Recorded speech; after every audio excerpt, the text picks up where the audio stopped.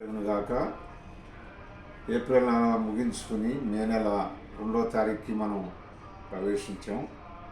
దేవుని యొక్క పిల్లలమైన మనం అనేక పరిస్థితులను బట్టి ఎన్నో రకాలుగా సమస్యలు ఎదుర్కొంటూ భయపడుతూ ఉంటాం.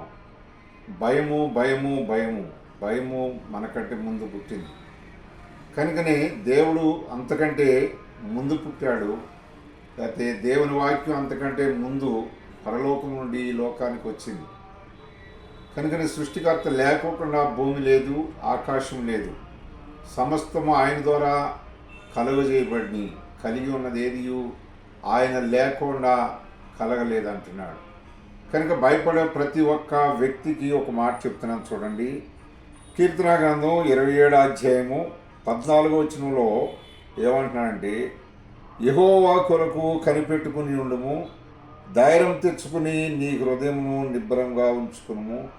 యెహోవా కొరకు కనిపెట్టుకుని ఉండుము. దేవుడు చేసే కార్యం కొరకు నువ్వు కనిపెట్టాలి.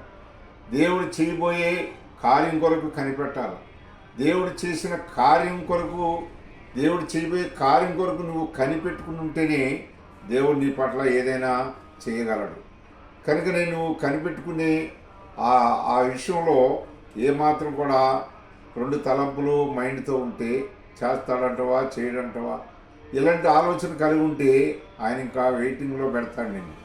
కనుకనే సృష్టికర్త అయిన దేవునికి తెలియదంటూ ఏదీ లేదు, ఆయన చేయిందంటూ కూడా ఏమీ లేదు.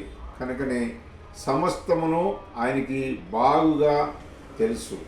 అయితే నువ్వు ఎప్పుడైతే దేవుని మీద ఆధారపడతావో, ఎప్పుడైతే దేవుని వైపు చూస్తావో, ఎప్పుడైతే దేవుడు నా పట్ల ఈ కార్యం చేస్తాడని నమ్ముతావో అప్పుడే దేవుడు చేస్తాడు. కానీ లేకపోతే ఆయన కూడా ఏం చేస్తాడంటే నీ కార్యము నువ్వు పెట్టిన దేవుని దగ్గర అంశం లేట్ చేస్తాడు. లేట్ ఎందుకు అవుతుందంటే నీ వల్ల లేట్ అవుతుంది. కనుక నువ్వు ధైర్యంగా ఉండాలా, ఇతరులని ధైర్యపరచాలి, ధైర్యంగా ఉండి దేవుని వాక్యం నువ్వు చదవాలి. అప్పుడే నీకు గొప్ప సహాయము పరలోకం నుండి పంపిస్తాడు దేవుడు. దేవుడు నిన్ను అత్యధికంగా ధైర్యపరిచి నిన్ను ఆదుకొనుగాక.